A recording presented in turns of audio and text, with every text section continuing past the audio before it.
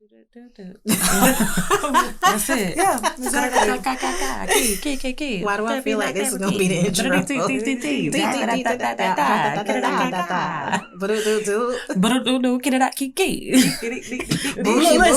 Boogie back. Then it's Leave. What's up, everybody? I'm EnerJi. I'm Chi. I'm Rochelle. And this is Therapy, Not Therapy. A podcast about our thoughts, our dreams, And everything in between. Dealing with our feelings and spiritualities. So come meet us at the table every week where we unpack all of the things. So can we talk about it?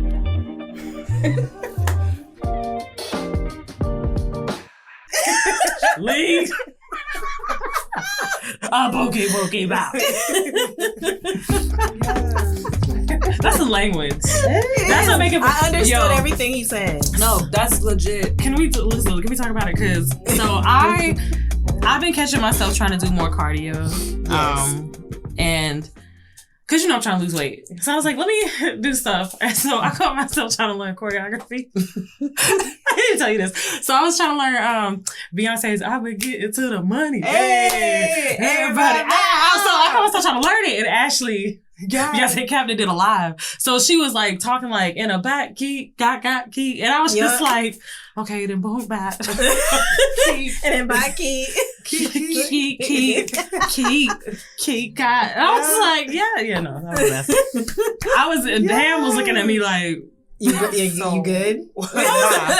Same old nigga from Hey. I didn't get far. I mean, I got the fact that you was doing it, you was attempting You got what to you learn. I did. I wanted it. I was like, I need to sweat. Yes. So I was trying to figure it out. If you sweat, then you met your goal. Yeah. I was coming off the high of your show. I mean, your class, your house class. Come So I was on. like, damn, I need to sweat. And I was like, I don't really feel like going outside and running at my house. So I was like, I'm gonna get to the Boogie boo. Everybody. Ah. I was getting Yes. It's the language. Because who needs to count? I was doing the most. The girl. beats I is was the like, count. The beats are the count. Beats on the count, kiki. Because sometimes when I can do 5, 6, 7, 8, I be off beat. And I'm like, Yeah. y'all know I don't know how to count. Yeah, and it's not even it's The like five- go the cat, and swing. The bow. 5, 6, 7, 8 wasn't for us. No. right. No, it was for them. 5, 6, It was the structure. Yeah. And 1, and 2, and a 3, and 5. But See, that's how that's how. and a 1 And a 2, and a and a key, eight, got, and a 7, and a 8, and a 1, and a 2, and a 3, and a 4, he, and a 7, and a 8. That's how it's supposed to be done. Exactly. Ha. It's Ha. Yes. I love when they do that at the end. Ha. Period. Period. Are we? We're back. Yes. I think we're back. 5, 6, 7, 8. Hey. TNT. TNT. TNT. TNT. Season 3. Hey. TNT. And a 5, 6. And a 6, 7, 8. Yes. Yes. I love it. Yes. Hey, Season y'all. 3. Welcome back. We back. Oh. We back. Did y'all miss This is us? We had good. missed you and Yes. whatnot. Oh my God, it's been Ooh. what? It's 2 been months? like 7, 8 weeks Yeah. officially. I think it's been like 2 months. So much has Really? happened. Solid. Yeah. April, March. March, I was April. listening Yeah. to the last episode of season 2 randomly yesterday, like popped up, like Yeah. serendipity. And I think it was like the first week in March. Aching Wow. vaginas. So aching Yes. vaginas, naps, Kool-Aid, and aching vaginas. Yeah. If you don't know that one, go check it out. Go check Please, it out 'cause it's so funny. The context makes so much sense. It's Yes. so it makes it's a good episode, but it is hilarious. I don't know if y'all remember how stupid that we were on a. I know I was delirious. You were doing a whole lot. I was at the end of my rope. I was ready to have She was ready. ready to have that baby, and lo and behold, I what was a right. week later, I was I had right. a child. She showed up after the episode, but it was still before your due date. So I was. She was right. Yeah, no. You said by the time this episode airs, she's gonna be here, and I was like, bitch.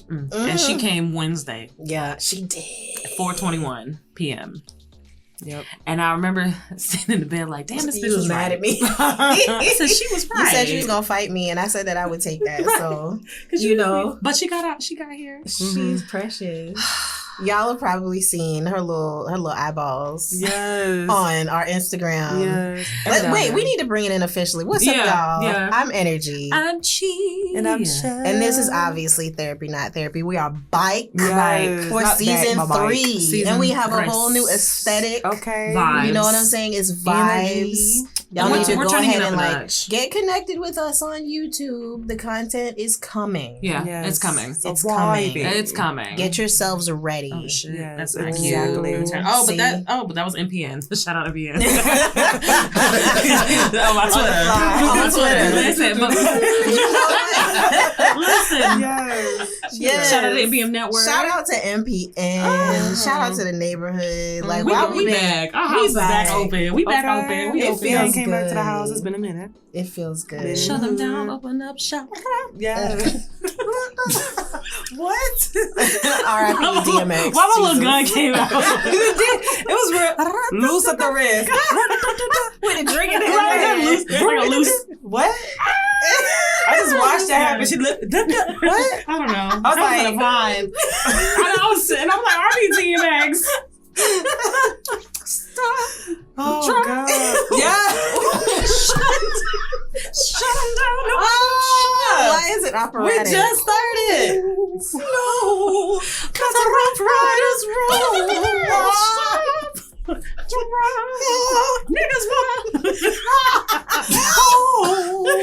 Niggas wanna die.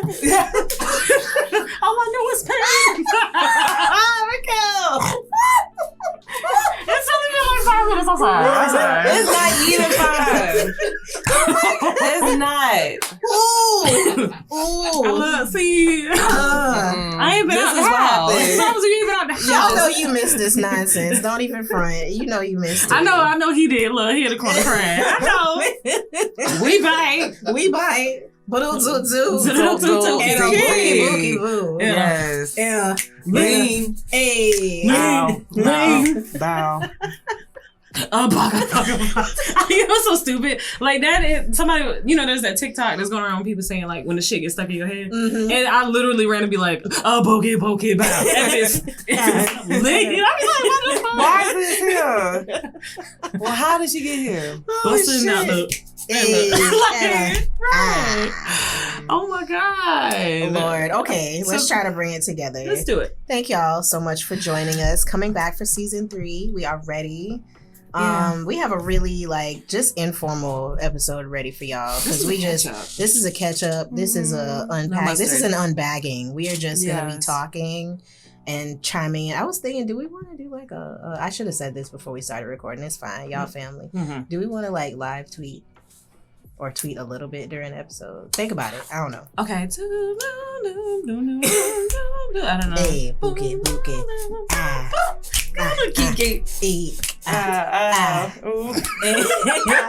I don't. Okay, well, we'll see. If y'all see something on Twitter, it'll happen. If not, then that's fine. Right. In the meantime, We're trying to figure it out. speaking of the socials, right? Yes. If you're you not should follow following us. us, Yeah. find us at TNTPODJAX on all the socials. Thank you for everybody that engaged with us during our TNT takeover leading up to here today. You know, it was great. we engaged. Y'all got some more information about us. We got to share. We got to interface. It was very, very nice. We enjoyed our much needed sabbatical. Yes. You know, of course, Mama needed it because obviously. But I don't know about you, Chelle, but I was thankful as fuck for them weeks off too. 'Cause yes. it was divine timing. It's very divine. It was ghetto Everyone and needs a divine. break. Everyone Hashtag needs a ghetto break. and divine. Yes. Because ghetto and divine. I think I think it was It was needed. it was needed, and I'm so happy to no longer be pregnant. And she's here. Yes. She is. Y'all, she's so here. precious. Oh She's my God. She looked just like outside. She looked just like her. She's me from like the eyes and nose up, and Bobby from the mouth down. It's I like can a see purple. like it's a balance though. It's Perfect a nice. balance. Yes. Like She's got my when hair. she's grumpy, you see Bobby. Yes. When she's like happy Mhm. and even crying, you see Chi. Yeah. Rochelle, you know my face. I do. Rochelle has kissed on that crying baby face. Long time ago. We just come back together. I know. Or Full she circle. just melts my heart. Yeah. So we got new aunties in the building. Yes. And she's I'm so happy. We'll get into that part, but yeah, I'm happy that she's out. And I'm happy that we had that time too, because it was. I held on. Like I was pregnant the whole time. Like this is the first season of me not being pregnant. Which is crazy. Like I'm like you've been pregnant the whole season. This is my first time me being without. This is your first time recording without Aura, and the first time with wine in my hand. Wow. Hello, out of a red cup because the red cups are classy. Okay. Yes. There we go. Yep. So we're here. I did shout out. It's fine. It's okay. It's part of it. It's a blessing. It's a blessing. You got anointed with the white wine. You know? Yes. So yeah, I know like this is a catch-up episode. So if you, and also I do want to invite, did we finish the socials across the board? Did we do that? Yeah, TNTPODJX. Okay. You can email us at tntpodjax@gmail.com. Okay. Yeah. So, and it's exciting because first I want to say if you're just tuning in now, I suggest that you go back and listen to the first 2 seasons because they're filled with so many good episodes. Just because we're hilarious here, but we also get down to like the root of things and like we just talk about everything across the board, everything mental health, self-love, self-care, everything, wellness, just self-shit, complete self-shit, and evolution, how we coexist in the world. So I want to encourage that first. And second, I'm just excited because season 3 is it's just gonna be great. Everything comes in threes. Everything comes in threes, including us. Hello. Yeah. Including us. Okay, and all of our birthdays. Yes. Oh my god! Like, it's gonna be a really just great a season. PSA. Every single one of us, including Mr. Alp, is having a birthday during this season. So y'all just prepare. Just prepare for the turn up. Just prepare for the turn up. We gonna do some different stuff. Yeah, we're gonna be in some different environments. You know what I'm saying? We're gonna do some live shit. Like it's gonna be. We're excited. We're taking it to the next level. Very much like our atmosphere. If you're seeing we're giving twinkle lights. Yes. We're giving tapestry. Yes. We're giving just a hint of the indigo bubble. Hint of mood. Hint of indigo. This is the indigo bubble cousin. You know. Violet, just like a violet. Yes, a kiss, just a on the cheek, a graze, a little, just like cheek, a butterfly kiss. Yes. My lip was open. Mine was like, I imagine you got lost in it. It was like, the lip was hanging, y'all. That soft lip. The soft lip. Soft lip. I think it is only fitting that we just talk about what we've, I guess, all been up to. Just catch up. Jeez. Let y'all know what we've been doing, what's been happening. Do we have any church announcements, ladies? I mean, I can start. I'm gonna think on that one. Yeah, you start because I know you got some. Usual regular stuff. This Friday, first and third Friday, is the vibe live from MPN Studios. Me and my MPN Indigo Bubble. So I'm bad at this. I've gotten out of habit. Like I'm stumbling on my words. That's all right. But it's fine. So live stream on Twitch. Find me on the socials at IAMENERJI. You can follow me there. On Instagram is the best place. Twitter is running a real close second. I'm finally making use of my Twitter in a real way. But connect with me there, and then you can find all the stuff in my Linktree, Patreon. If you're into that, please support. Beats Brunch and Bubbly every Saturday at Rain Dogs from 12 to 4. If you live in the Duval area, come through. It's free. It's $12 bottomless mimosas. Heavy as pour. Like it's one of the littest day parties in Riverside on the weekend. So we're there. Come out and support. All the stuff that went down during our sabbatical was just really dope.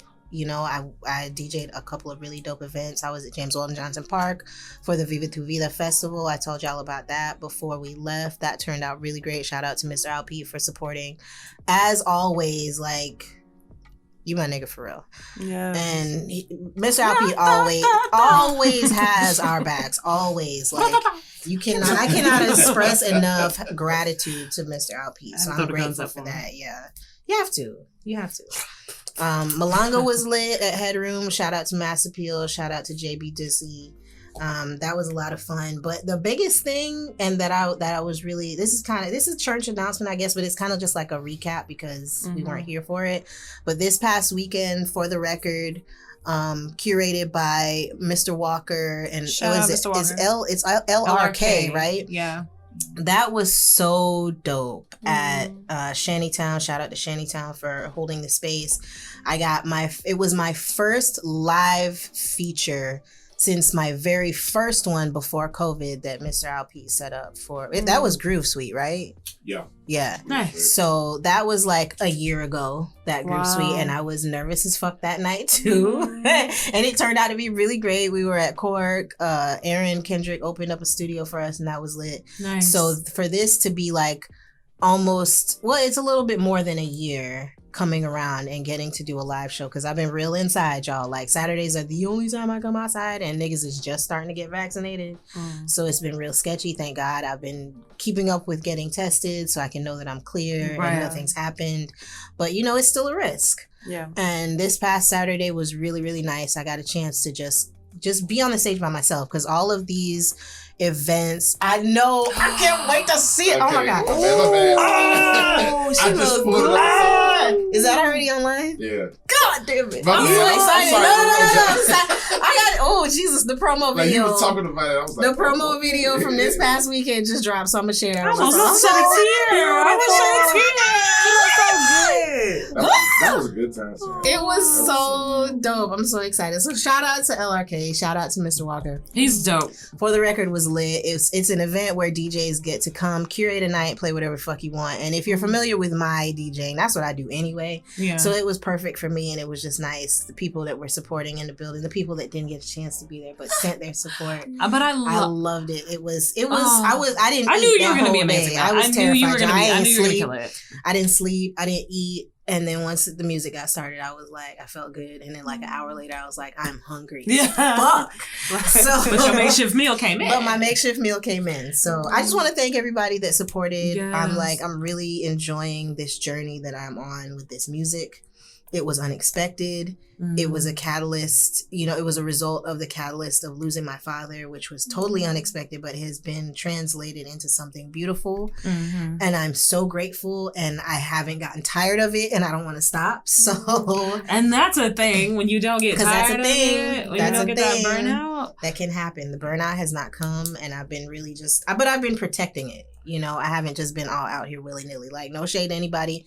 Do what you got to do. You make your money, but I know what my motivations are, and that helps me dictate and decide where I want to share that energy. And that has really made a difference in the expression of this art, because as a multidisciplinary artist, there are some things in my life that I have tried to make into something marketable, and that took precedence to the creativity, and that's when the burnout happened. And I told y'all, I made a concerted, like, I've decided I'm not doing this with that. Yeah. And it's still been blessings in many different directions. So I'm just grateful. I'm just putting that out there. I thank y'all. And, you know, find me on the socials, because I do shit now. And I be outside. You be outside? I be outside. Yes. What about you? I don't have anything yet. I'm still thinking. Well, I can't say that. I mean, the same thing. A lot of stuff happened during the sabbatical. I actually you've done a lot too. I finished fusion workshops, which, you know, right now I'm currently in the month of May, taking a break because, speaking of burnout, like it takes a lot on the physical body. Yeah. So even I myself have been just trying to detox and declutter from the physical space.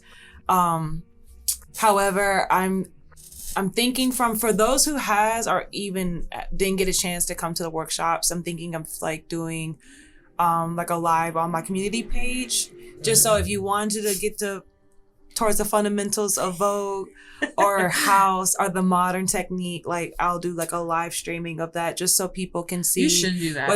What took place and what could be soon to come. I know your house class was amazing. I'm so bummed that I missed it. I know. Look. It's funny. We had FOMO for you, and you had FOMO for that. we were all like, oh my god, because I had so much motivation. I was ready, and then between that moon and this lunar cycle of mine, I was just like, we all had FOMO for each other. That's how you know it's real. I cried. But I loved it. But I was just like living vicariously, and I can't wait. I'm going to take one of your classes because it was great. Oh, I'm sorry, you can tap back in, but I had to point that out because I got to go and be a part of it, and just but it was cool because you don't just get like a dance class. Like she really, Rochelle gonna, it's like technique. She gonna touch, but she don't do it without getting in here. Of course. So it's the way that she relates, and you be like, bitch, this is way deeper than this is just cones. What Like, you mean I'm these not are crying, obstacles? you're crying. He's What the like, fuck? like, you know, everybody be like, okay, these are drills, like cone drills, and it's obstacles. You gotta get on. You be like, It's like, stop talking to my life. What are you doing? How do you know I got It was- obstacles? That's all I gotta do. it was a beautiful marriage. So keep going. I just had to say was that. taught to me. It's a So vibe. that's the vibe. That's love the that. intention. That is the motive. Is you teach what was taught to you. Like teaching don't just stop with me. It Right. pours. It's a overflow of all the information and knowledge you was shared and enabled to physically experience. So in May, I'm like 95% because I'm also like I wanted to take a break in May, but I also feel like I need to do a live stream. So y'all stay tuned. Look and follow for the community page was in the Miss Jacks. That should be coming up soon. I know I'm actually just getting ready for a modern peace ensemble with La Villa. Yes, However, COVID has been playing a role. We have to learn as dancers to physically exist in the space virtually, which has been such a drag. However, I think it's just the opportunity to bring, again, house to the arts, especially like La Villa or even Douglas Anderson. So that's what's happening. And then just recently, I was able to upload my dance reel for, it was supposed to be the Laos Hip Hop Festival, which took place, I think last week. Was it April 30th? I don't know where I'm at right now on dates. Yeah, it was last week. But again, COVID. Yeah. So I'll say this for those who find themselves needing the physical space. As someone that has shifted through emotionally and mentally in regards to physically being present, just remain present in your gift because you can work with the limitations that's set up against you. Just because they say you're limited doesn't mean you have to be limited. Right. Like you can work within those means. And Get that's on been, divine. yeah, hello. That's what's Making been beautiful. it do what it do, baby. So just stay tuned. Just stay tuned because, there's a couple of things up my sleeves. I actually got a chance to drop like a couple of merch items, like a couple of t-shirts. So there's things that's kind of like coming to me creatively, but it also requires for me to take a break so that I can receive and move accordingly and not just do because of excitement. Because, like we talked about our gifts. It's the Gemini. Multitasking. Because listen, are you? I'm done. I'm about to segue. That's it. Because you said multidisciplinary artist, and when you are an artist like with 8 heads and skilled at all of them, and like 6 hands and shit, and you're just like balancing so much, it can put you in a place where you're like you get overwhelmed because you try to do everything at once. So like honing in on something specific and allowing it, like understanding like, okay, let's start here. This trickles over here, then it goes here. Taking the time to figure that out is very essential. So I say that to say, for me, I haven't done shit for the last. I'm just kidding. No. Well, I on the major front, like the last show I did was like in November, so I haven't done anything musically except of my own. But we're pretty much finished with the album, with Love Culture's album, and I'm really proud because this album was pretty much done while I was pregnant. So and these are some really great verses for me. I did a lot of the arrangements and producing along with Ra Mari and even Flash. He did some producing on it as well. Yeah, and Spirit's always on the board. So it was a very involved project from all of us, and I was pregnant the entire time. So he was literally birthing and carrying. Yeah, and it's some of my best verses. So I'm excited as to what that for the world to hear it. And we are going to drop very soon. Come the summer. I don't want to drop the date yet because but we pretty much wrapped up. That's pretty much what I've been doing this whole time. Has been working on this album, and it's been phenomenal. I can't wait. We're so ready for the world to hear it. And if y'all might have seen that Sprite commercial go around. You might have seen a Sprite commercial. Because how many times my friends be like sending me the DMs like, is this your sister? You know what I'm saying? Does she know? Yes, girl, I don't know. I saw it on YouTube the other day. I was like, I know them. It's straight fly. And people want to be like, they don't act like they don't see it, but y'all see it. We've been working really hard. So that's been really exciting. We've got some really great things coming with Love Culture. And then even with myself, I'm getting ready to get back into some musical shit. It's been a while, and I'm excited for this direction that I'm going to take. And, you know, I'm just getting myself back acclimated because the last, 4 weeks I've been tending to a newborn. And that's really been a blessing. It's completely shifted my life in a whole way, but it's inspired me.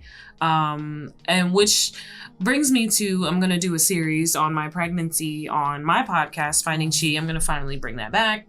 And I will keep you guys updated with that because I think it's important to talk about a lot of the things that I endured while being pregnant as a Black and Indigenous woman. It was a lot.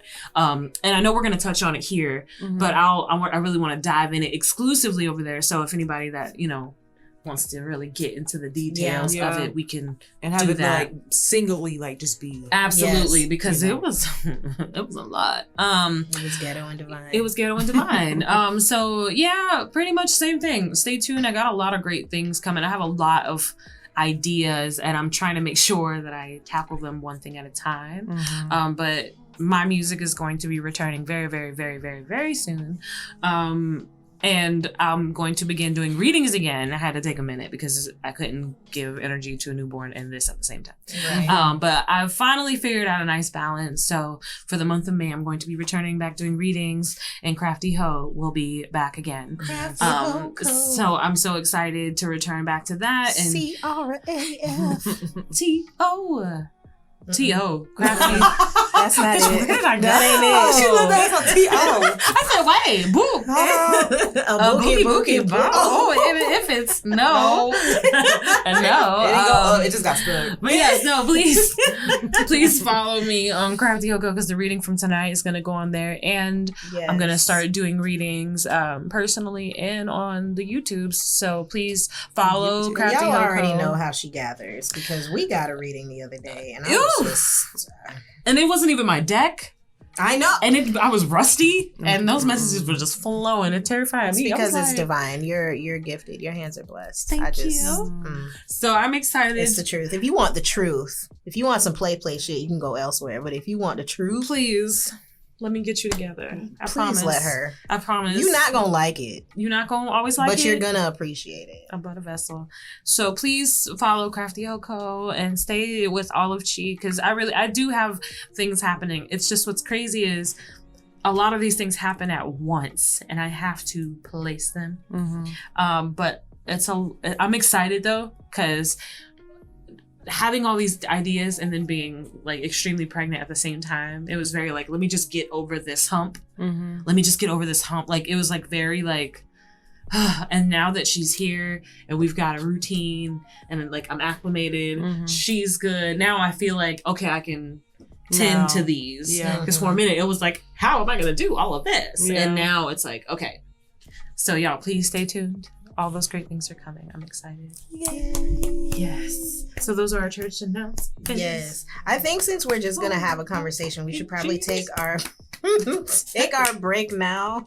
You seen that? Take our first video. We're going to take our first break. Oh Lord. I gotta show you that video. Because we have a video to watch. We'll be right back. Enjoy these messages from the MPN network and we'll see you in a few minutes. The Groove Suite. This is Ashley Art. And when I create my art, I listen to Sunday Vibes with Christina Curates. This is DJ Miss 10, and I'm listening to Sunday Vibes with my girl, Christina Curates. The Groove Suite. This is DJ Foundation, and I'm listening to Sunday Vibes with Christina Curates. This is Mr. Goodbar of the Remedy, and I'm listening to Sunday Vibes with Christina Curates, powered by The Groove Suite. The Groove Suite. Sunday Vibes. Check out Christina Curates Sunday Vibes, 9 p.m. on Sundays on soundofduval.com. King G. Come on. King G. That's all right. I'm bad. I had to mark it. So when I edit it, I know where it starts. It's I got King G. I'm about to say it's not 10. Kiki. Okay. Hey. Okay. But All that's right. it. Yes. Okay. Rochelle's So we're ready to keeping go. it. We're keeping it cute. We're keeping it cute. We're unbagging. We're back. This is therapy, not therapy. EnerJi, Chi, and Chelle, and we're happy to be back. It's been 6 to 8 weeks. None of us really remembers exactly how long it's been, but it's been a long minute. time. Yep. And we're here. What's in your doing? bag? So we so doing? can we talk about it? What's in your bag? What's Don't going look. on? We need to hear you, Chelle. Come on, speak. You felt the energy go I that saw way. it with your braids. It was Boom. What Craig at? What's in your bag? What's in your bag? What's in your bag? Ain't nobody gonna be on. I need to borrow your car real quick. Bye. What kind of bag do I got? First off, I'm at the end of the school year. Oh, that's tea. Let me just start there. I'm real. real at the end of the school year. School ends somewhere like at the beginning of June. So currently, in my mind, as we're doing this podcast, I'm thinking how I have to do this PDF file because I got to grade these students on in class and written assignments. So I'm just like, this whole year has been just about maintaining a structure that you create. Oh, that's new to you. And then when you notice like how you carry the curriculum, like how do you carry it? Like it falls on you. Because you set the tone. You set if the you tone. a mess, If I'm a mess, be. everybody a mess. So I got nothing to fall back on but me. Yeah. So, but I'm actually proud because and let me know if anyone out there relates to this, because sometimes it feels like when you get the hold and the swing of things, that's when things are coming to an end. Yes. And you're like, damn, like I was just soon getting. as you get your rhythm. As soon as I found out. But at the same time, I mean, everything takes place and it happens in the good, proper, divine timing, because now I'm like, okay, when August come around, I just know what I need to do. Like the summer, like I know how I'm going to prepare. I know how I need to prepare my lessons and my studies. Like the intention is always there, but it's how you prepare around your intention. So that's tea. Let's call it peopling. Okay, I recently had shared this with my baby, my partner. Shout out to Cheryl's Merles. Cheryl's Merles. My baby. We love you. Had a moment because boundaries, and again, when it only points to self, like y'all know I mentioned in the group chat in regards, I feel like there was a lot of like codependent and learning how to be independent energy, especially with this moon, and just being the person on the outside observing a lot. No, girl, that's what you're supposed to Yeah, I felt a lot of that today or during this time, and it was beautiful because it was like you kind of could see where the enemy had his hands at. You could see where the grip was at and where it's being loosened. And for me, and I'm gonna say shout out to Cleopatra because she came for the Freestyle Expressions Volume 5. And when I tell you that class was everything, y'all, I had a whole prophetic like experience. Like my hands got hot. Remember like how I said my hands got hot? I was real like, quick, share what freestyle expressions is, because there might be somebody that might want to listen. Okay, so Freestyle Expressions is basically a class for any individual. You don't have to be a dancer to attend.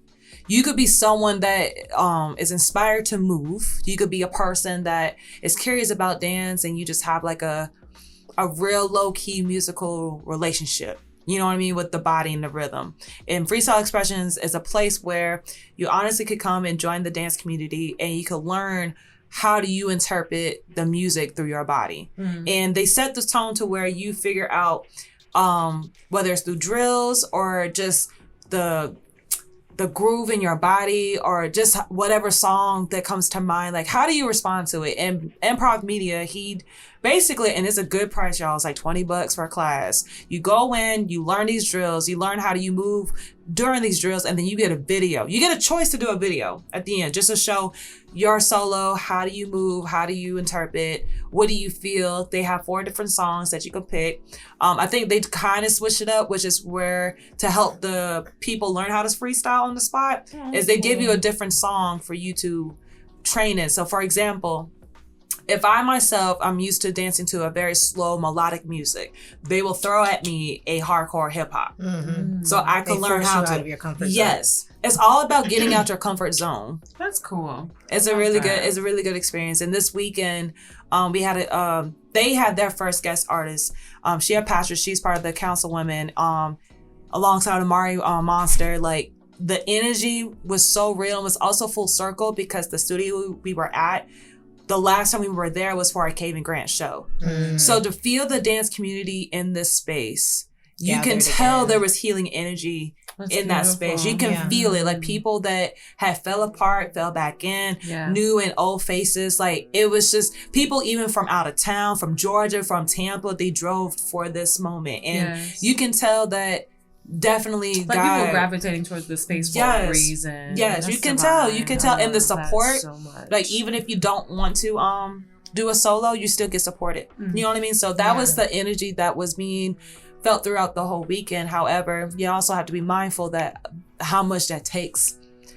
When you're a person that always continuously to build in the community, and then as well try to build in relationships, building your own relationship by yourself, just staying connected to your family. Like it just shows a lot. And I also believe that right along there's healing. Of course, healing's not about peace, love, and positivity. It's highlighting the ugliest thing or highlighting the unruling thing or highlighting something that you've been ignoring. I almost do this microphone. Listen, because you want to talk about healing. Like, it's not. Let's talk about the things you have to overcome and you have in order to receive that healing. And I knew for me, there was other people, and I'm gonna use just the freestyle expressions because it can highlight into life.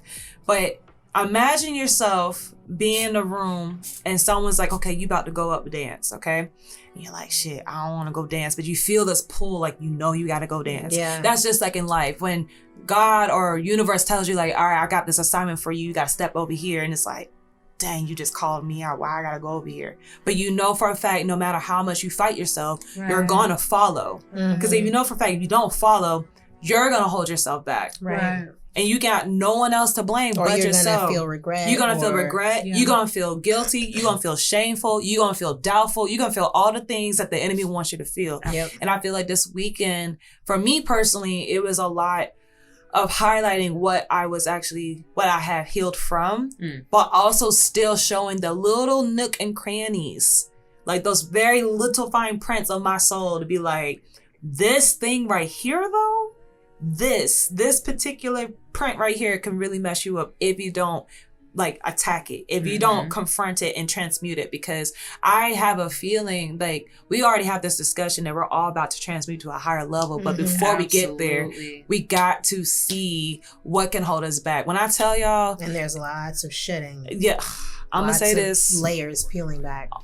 On the record, I love you, baby, and I'm so sorry. She knows it, because when I tell y'all, have y'all been in an argument when you just sound stupid? Yes. Like you or when the mirror is just like, when the mirror is like, but girl, and you realize halfway that when you trying to pull and some like, and all you what see was is the point of yourself that? in that mirror, you like, you struggling. Like, what's the point? What was the point? I'm not even mad at you. I'm not even. So that was like, that's how I knew. Like, it was like the ball was in my hand and I was dropping it. I was so loose. And it made you realize, okay, what am I doing? What am I doing? What are we doing? Like, the moment that, like I told y'all, when that was real, and when you're able to see, it's not even about, when you said, be honest and don't come from a place from ego, I felt like I was tussling with my ego. Yeah. I feel like my partner, I feel like she represents like, to be in spirit. Not saying that we don't have egos, or it's not a bad thing to be ego. The ego serves it's a just purpose. It serves when it's need to. Yeah, sometimes they be in the way. She can get out of control. Yeah. What do we she do, and when she gets out of control, it's really just stupid. Leave her in the car. Clarity, because stay in the car. Yes. And she wanted to get out so much, and I literally just said, this is stupid, this is nonsense. I don't want us to feel like this. And it took a lot. But just like I said, when you're a person that can see the healing and you've been like navigating the whole time, you've been articulating it, it's like, you caught me when I was dead sleepy. Like, you knew I was gonna wake up not having energy to fight. Right. And looking a mess. And not even organize my thoughts. Nope. They were just all coming out. But at the same time, it was something that you needed to see. Yeah. Because I feel like even like, because a lot of times I feel like you know when you have an argument and you already have it in your mind, like what you gonna say, what you gonna... I feel like if it doesn't naturally come out, like if you have to do a lot of planning of what you're gonna say, then some of it is not manipulative, but it's like... inauthentic. Yes, because it's like, where are you coming from that you have to have this script? To be prepared. Yeah, like you just know, you know what I'm saying? And instead of speaking from your heart, and sometimes speaking from your heart is that improv. It's that it just really comes... And that ego will have you be like, okay, this is what we're gonna say. We're gonna do this. We're gonna beat. And it's that means that you're not listening to what they're saying. You're arguing so you can do the script. You're not arguing to get. And it happens to the best. Because half the time I'll be like ready, but then I'm like, how? Like I think I said that earlier too. We were talking about heart chakra, like speaking from the heart and then getting that back. But then when you come out of defense and then you be mad when they defensive, it's like, that don't work because that's where I'm coming from anyway. Right. And sometimes our ego places us in that place where we're just like, you know, really going hard for whatever we're talking about. Yeah. But it's like, okay, but what are we going hard for? Like, are you going hard for the solution or for you, like for your satisfaction? Trying to walk away like a winner or, you know? And sometimes that's, that. You learned a lot. So I love you, baby. So very much. You learned a lot. I did. Over the last 6 weeks. 8 weeks. 7 weeks? Oh. God damn. 6, 7, 8. Yeah, I was just definitely thinking like, dang, this is the first episode where when I leave here, I'll be going to our actual home, not mom's. To your home. Oh yeah, y'all moved. Yeah, so much happened, y'all. Yeah. Got our first place. Yes. Yeah. A dynamic shift. New. It's and real. I think that's the... It's beautiful, but it's real. That's the theme, I think, is that new. It's just, I feel like it's a whole new... Shifting of dynamic perspective, shifting of, We're just in a new place. I think everybody is. Just in a new ass place. But the same place, but just like a different level. Like 2.0. Like we're still here, but like new levels have opened up. New doors are accessible. We got new terrain. There's the stuff that we're familiar with, but then there's the stuff beyond that that we have to grow into. Yeah. Very much so. Yeah. I'm definitely in the new moms club. Mm-hmm. And that is... wow. Talk about new life. So I gave birth. I went into labor the 9th and she came the 10th. It was like let me see, 12, 1, 2, 3, 4, 5, 6. Wait, 12, 1 o'clock, 2 o'clock, 3 o'clock, 4 o'clock. To what? 16 hours, I think I was in labor. Just about 16 hours. I just remember being out 3, 4 o'clock in the morning, like, I have to be here. It's like, go home. I know, and it sucked because COVID. And then I actually tested positive for COVID while having contractions. That's right. I forgot about that. I don't even think I had it, if I'm being honest, because... I'm not even going to say it. I was going to say it, but I'm not going to say it. Yeah, no, I mean, feel like the reason why, because getting them false positives in the hospital, it's a lot of shit in the air. And I will say that and I'm not trying to put that out there that it happens, but I know that I Googled it, and there were several other women who were pregnant and got the same experience. Mm-hmm. So I'm just saying, because I was feeling real asymptomatic as hell, and I hadn't been around anybody, and I've been around the same people, all of us, and none of anybody else had it. So that made for a really interesting experience, because almost immediately after delivering, and I got to spend time with my partner a little bit, but it sucked because he had to leave. I quarantined at some corner part in the hospital, and it was just me and baby by ourselves. But I feel like it really put me in the mind frame right away of like, okay, here's the baby. She's looking at me, I'm looking at her, and it's just us. And like the nurses aren't coming that much because, you got the COVID. So it like very early on, it was real like, okay, me and you, what we gonna do? And I feel like for that to kind of kick off my motherhood journey, it was very positive, because it wasn't like I wasn't like alone by, like in a negative way, but it was like, okay, what are you going to do like in this situation? How are you going to handle this? And I think that's what I've been going through the last 7-8 weeks, is like it's a new approach to things. Learning how to come back to certain things that I would have approached differently. you know, and that comes with even like something as simple as sleep. Because I don't get much these days.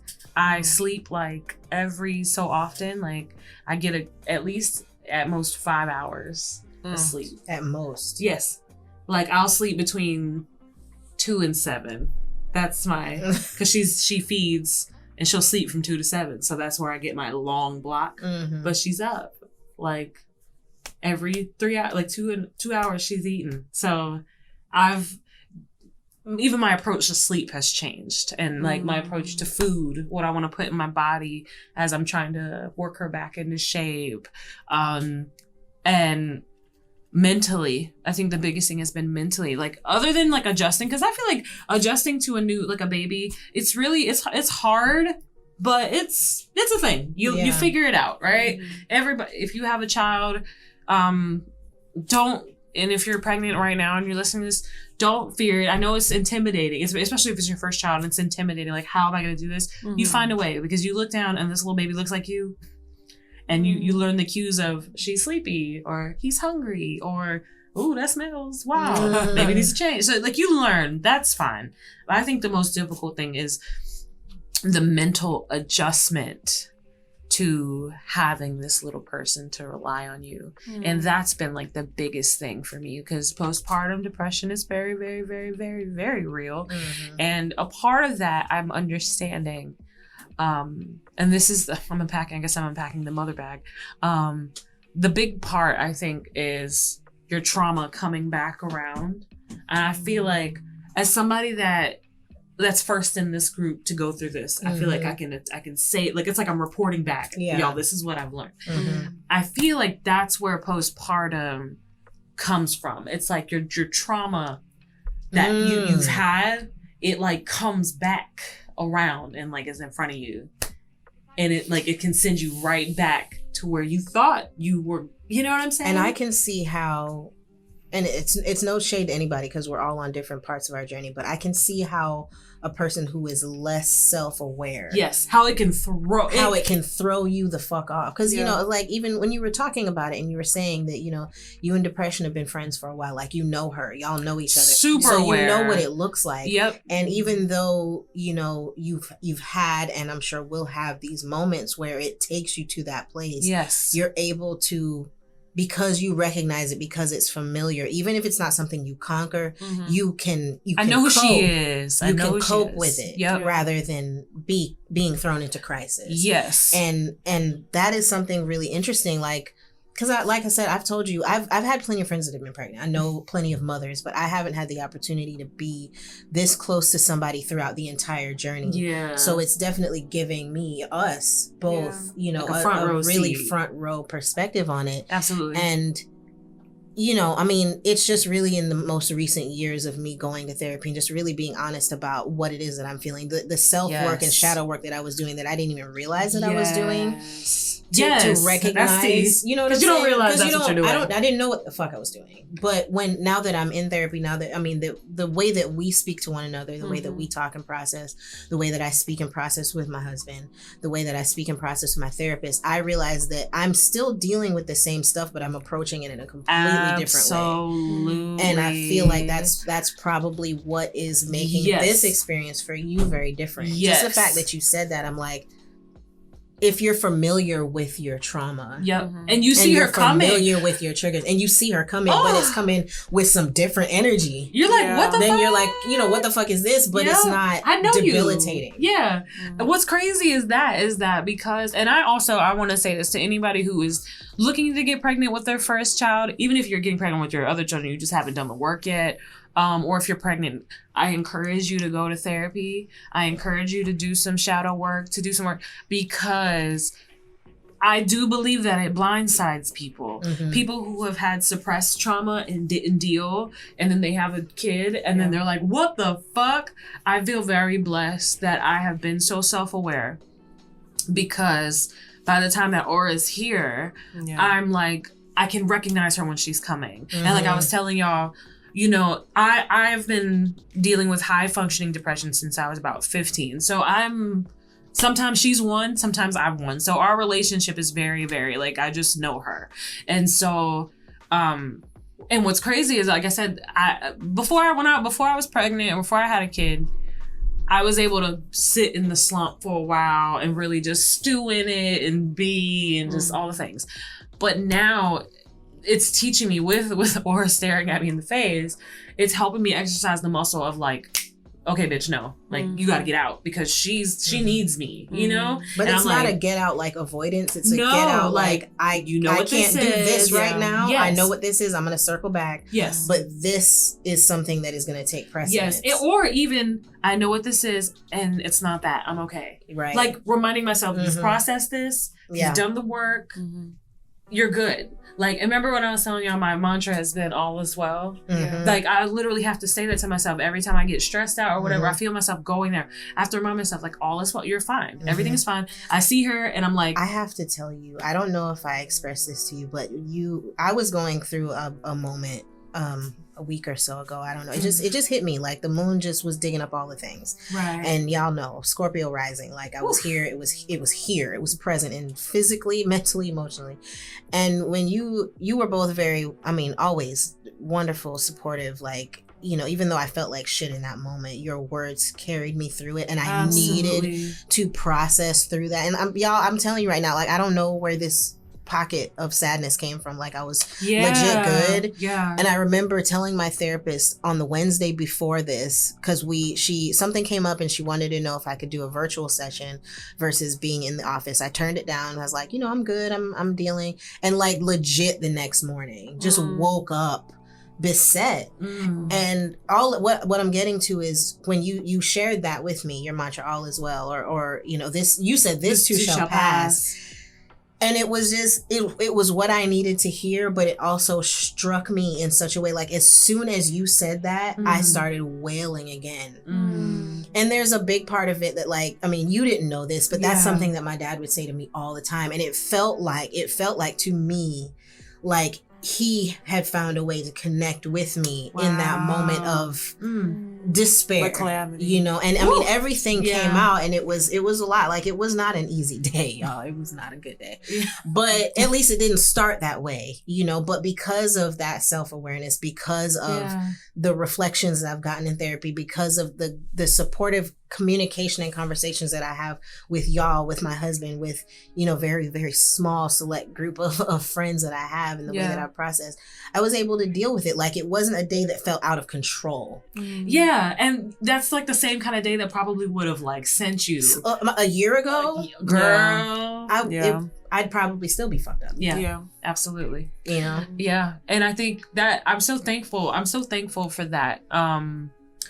For that honesty to myself when I said, like, okay, I need to do some work, or, you know, that honest place. Because now when I do have those days, or when I have that feeling, that sadness, or that even, you know, and it's hard going through so many changes. And when you have lost a parent and you naturally, like, it, like instinctively, you go, mommy, daddy. Like you kind of start grasping. You want that safe space. And when that safe space, a part of it's no longer there, you're just like, right? Yeah. But that self-awareness and that understanding and that kind of like pulling yourself back and realizing that you're strong enough to do it. I think that was it for me. Like reminding myself, like, okay, Raquel, you've done this. Like you can, and specifically for me, I'm like, okay, Raquel, like you made it through pregnancy and childbirth, and that's like some of the most fragile shit a woman can go through, you know what I'm saying, and you survived it. There are women that haven't survived it, that cannot.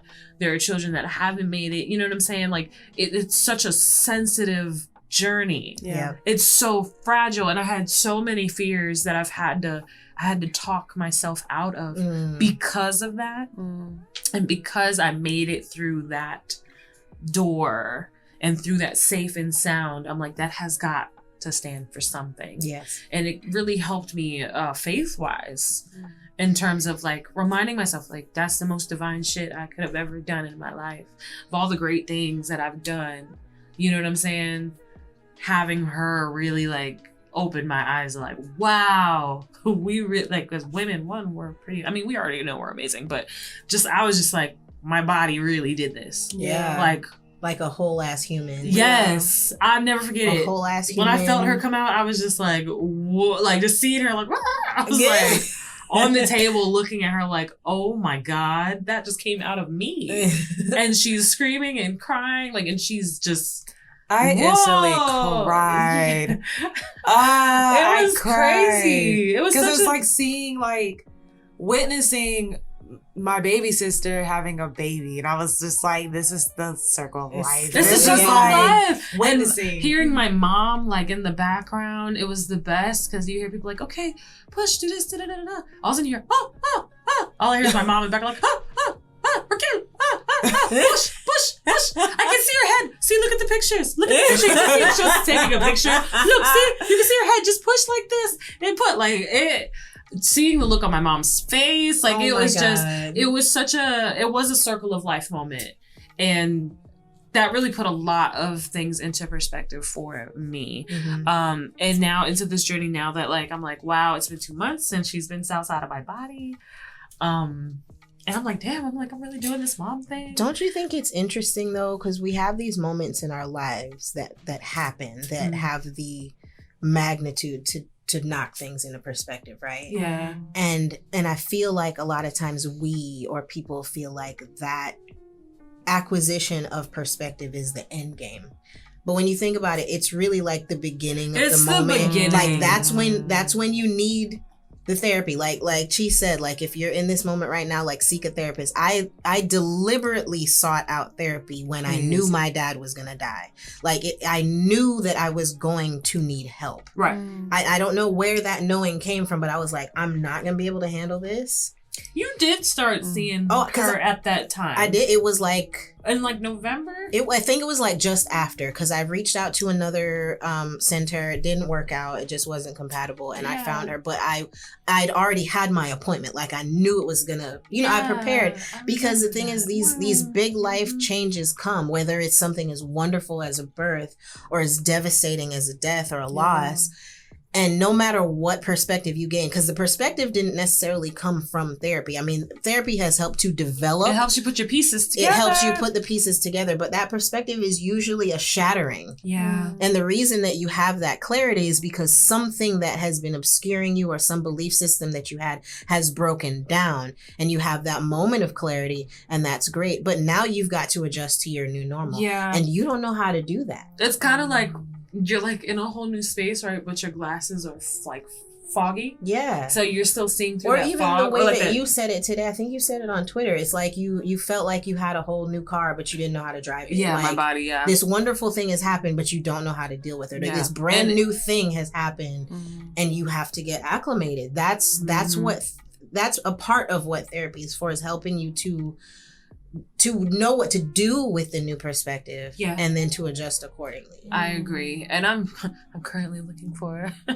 a new therapist right now, actually, because of that. Because big changes, you need support, and sometimes you need like personal support that does not include your partner, that doesn't include your parents, that don't include unbiased, absolutely. Because professional support. Sometimes that shit comes from them unintentionally. Oh my! Because of the way, you know what I'm saying? Like sometimes there are so many triggered people walking around, like so many landmines. Yeah, like land-minded people, emotional landmines. Yes, that don't realize it, and they're like, I hate this. I'm so aggravated with this. When the real whole time somebody's like pressing a trigger button, and they're like, so you know what I'm saying? It's like, when people get emotionally, distraught over some shit. And you should be like, whoa, what's deeper than rap for them? That's a whole trigger point that they have not addressed. Or when people project things on others, again, another trigger point. And sometimes we walk around unbeknownst to like that even exists for us. And I know for me, pregnancy, my pregnancy and the birth, like I've said this time and time again, like I died on that table. Like my old self, literally, I had to give my old self all the energy of my old self in order to get her out. Like that was the hardest. Like I can't describe it yet. Like I felt like my brain was gonna explode. You know what I mean? Like that was the hardest I've ever had to put, and I had to push for an hour. So that was hours, like 3 hours I was pushing. But like I had to give everything I had just to get her out. And the feeling that I felt afterward was like insane. And like my whole old self just gone. And now I'm in a new place, like mentally. And it's, a lot of people like new, but that's true. I feel like that happens with any big change. A part of if you allow it, your old self dies and you become this new person, like mentally, spiritually, when it comes to a move or a new relationship or breaking up of an old relationship. Those pivotal changes really put us, like, it allows us to shed skin and be this new person, but we don't always know how to navigate it. We're still moving in that old mind frame. And that's where therapy comes in. Because like I said, it's like you're in a new space, but you still got on these dirty ass glasses. Sometimes it takes for somebody to be like, let me and put them back on. And you're like, whoa, I didn't realize that's therapy. Yeah, that's therapy. You're like, wow, I didn't see it. And nobody told me my glasses was dirty. And it was there the whole time. Because everybody else's glasses was dirty. So, wow. Some people lost their glasses. Yeah, some people lost their glasses. Got in the wrong context. So, you have to ask yourself like that sometimes. Like, is my perspective, like, am I looking through a lens? Am I looking through an old raggedy lens? I got this whole new thing, but I'm still on the old shit. Yeah. That's a telltale sign that you might need that support. So yeah, I'm glad we brought that up. I'm glad you even mentioned what you said, because it feel like it tied into. Yeah, it's just that new. Like because I'm getting back to working out now. Yeah. Wow. Yeah. Because new body, who this? Yeah.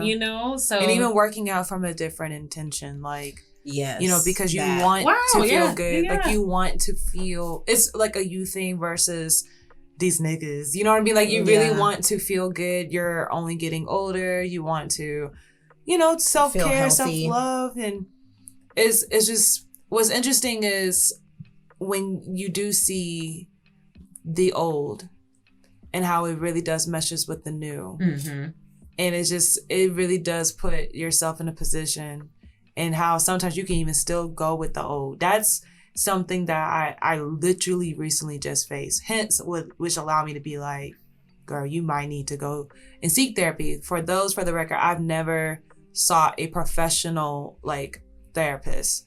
I've often, it's amazing. It's been just me. I do want to point out this though. I think a lot of times people especially who are extremely spiritual or religious tend to not necessarily shy away from therapy, but like, a lot of times that the euphoria that comes from that spiritual aspect of our lives can, or even as creatives, you get that euphoria and you're like, I'm good. Yeah. I'm good. I'm good. And then one day you're like, whoa.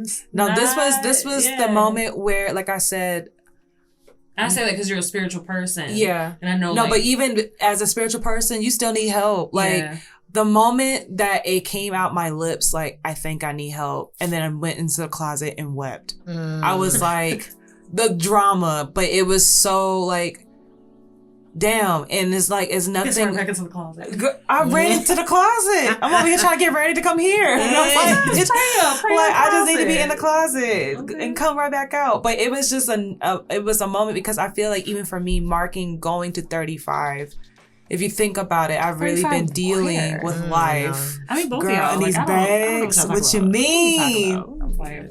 Just when you recognize. Yeah, who? But I don't know. I think, like you said, being in the new space and seeing where the old could come in, and it's so important for people to recognize when they need help. Yeah. Because even outside of like my sister, or even outside of like G, like just having to, because there's gonna be a moment where it's gonna be just you. Yeah. And even for me, I get tired. I get tired of my own self, and I be like, I need to do something about this, because I get sick and tired of battling myself. Like I get tired of whatever perspective that's still there that I know is not true, but I still go up against it. Like, why do I still do this? And I think it's just a natural time. I think it's really time for me to be like, and that's beautiful. You have to, it's when you're ready. Yes. I mean, low key, for the record, she's a life coach, so I've always felt like I had a built-in. But at the same time, listen. And that's healers, as spiritual as we can be, because I say it again, like the point of even our art, like I know I'm dancing from a very holistic place, but even to keep my art alive, I need my mind to survive. Because listen, I think all of us come from a place of healing. Like that's what we want to do, is to help people. Like we come from a place that if depleted, we have nothing to give. We have nothing. And so please chime in, because I think that was, I know we talked about that with you musically, why you do what you do. Yeah. But also what that perspective, the need to know that you have support and to find that when it's necessary, because how that can take away. Yes. And you've been so protective of your shit for so long. Yeah. I think because you knew it came from that place. I did. I mean, it's like I mentioned before, because there's so many different avenues and ways that I've, expressed myself as an artist in the past. And, for whatever reason or motivation, feeling like, okay, this is who I am. This is what I do. I can make it my everything and it can work in every direction. And sometimes it's not meant to go that way. Absolutely. Sometimes our gifts are here to give for sure, but they can't, not that they can't, they're not serving their highest purpose by being monetized or being diminished or being marketed or being packaged or being, reimagined into something that it's not. So shrunk down into something we can't compartmentalize, or we can't compact it and then wrap it up and brand it and give it away. So just with to your point with the expression with that with music, it's been, I mean, it's different too for me because it started in such a tender place. You know what I'm saying? It was something that I wanted to do and I'd been training to do before my father passed. Music and that connection, a lot of that revelation didn't come to me. The dots didn't connect until after that perspective shift. You know what I'm saying? And I totally resonate with that. You know what I mean? Yeah. It's like everything comes together and you're like, oh shit, okay. And I don't know. I found this avenue where, I mean, music just made me feel better, period. And I had been learning how to share that, how to spin, again, shout out to Mass, because he was teaching me because I wanted to know it anyway. But I think it was divine because like the way that everything happened. Had it not happened that way, I might have found myself on a path once again with this way of expression, but trying to fit it into all of these boxes where it doesn't go. And now I don't do that because it was just the timing. It was just the alignment, the way that everything fell together. It was such a sacred space that, yes, I happened to be able to share. And then, COVID, it sent everybody inside. So it was kind of safe to, go out in these certain directions. But I don't feel inclined to make it something that it's not. Like, there's plenty of DJs out there. There are some amazing DJs in this city. They can go play at all the clubs. Yeah. And that's not from a place of, oh, I can't. If I wanted to, I'm sure that I could, but I don't. I don't even want to do that. I want to share in a different way.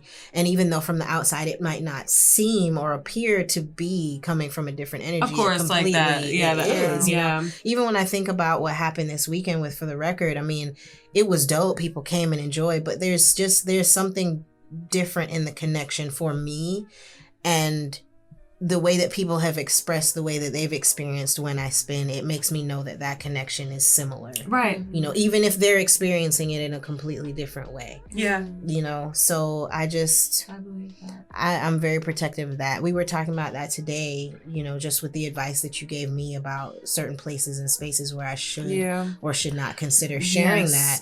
And you said it's like it's too precious. And I believe that. It's not about me. Yes. But it is about the connection. It's about the energy. It's about what we're sharing and it's like I know that I'm not for every space. Yeah.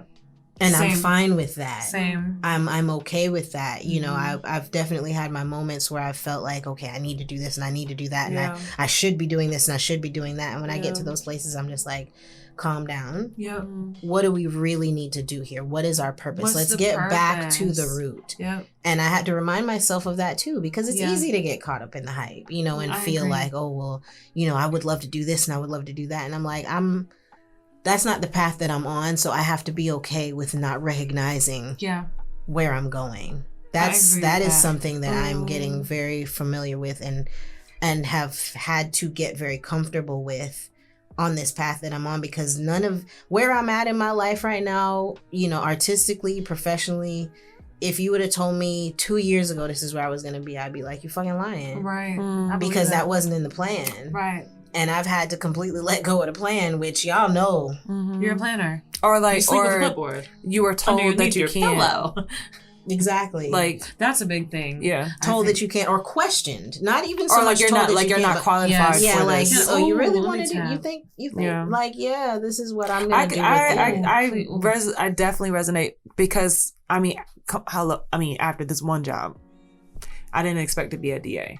You know what I mean? So like, and then that was like damn near prime COVID. So it's just like, how am I supposed to? Yeah. So like, but I think Shea Patrick has said this, and it stuck to me heavy. I was like, damn it. But you can pour into a person for so long, but it's until the person believes it. When they believe.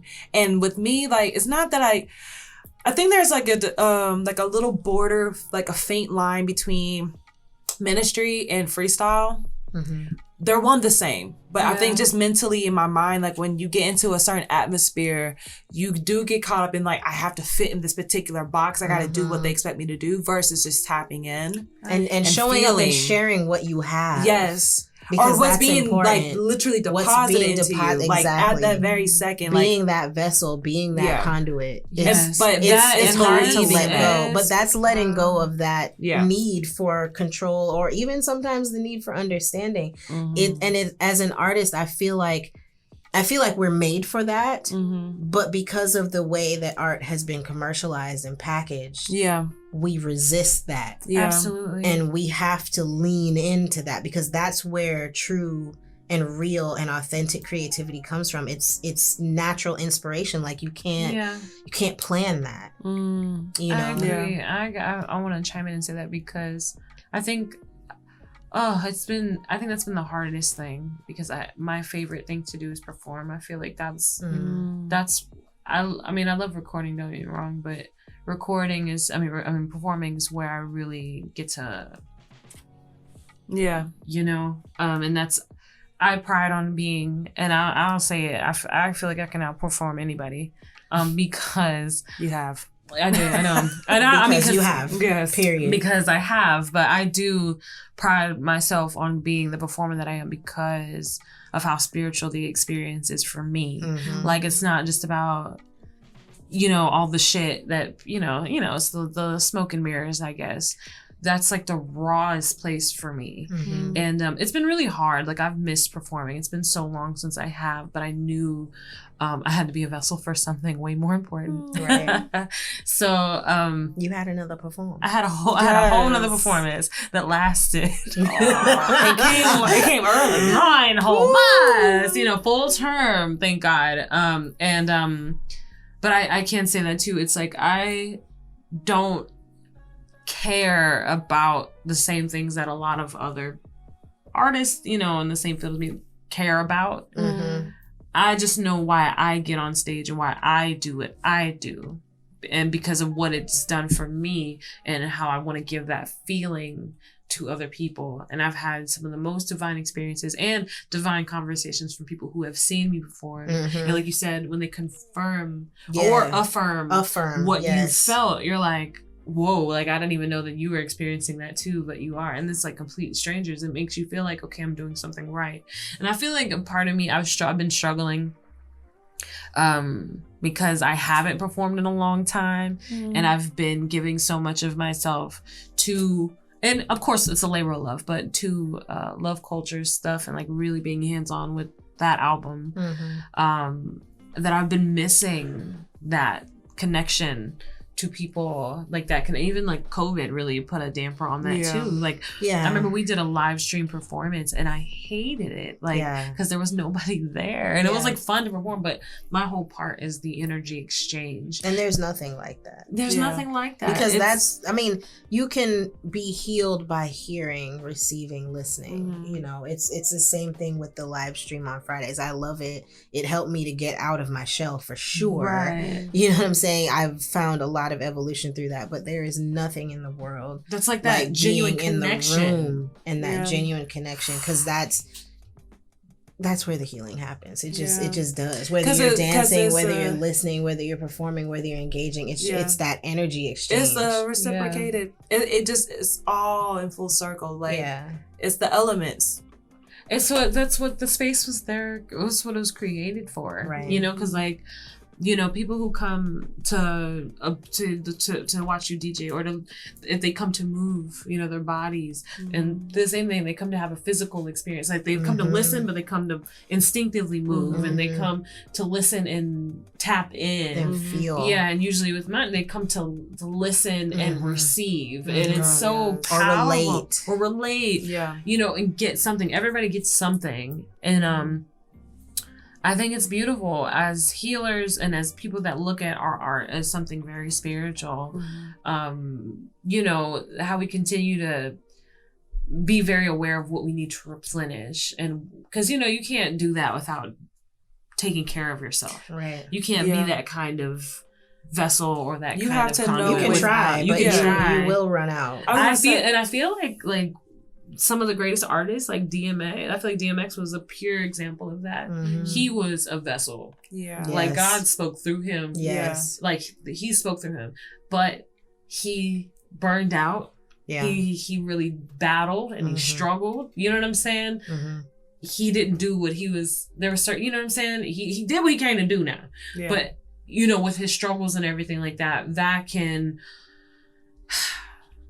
really play a role on how you show up to the space. Yeah. You can do. It was clear. I mean, DMX had like just thousands of people quiet for a prayer. You know, like this, he had the biggest shows, rap shows on earth for him to cry and pray at the end of it. Like what? Like what person do you know? Like one man has everybody, like thousands of people in prayer with him at a rap show? Yeah. Crazy. Yeah.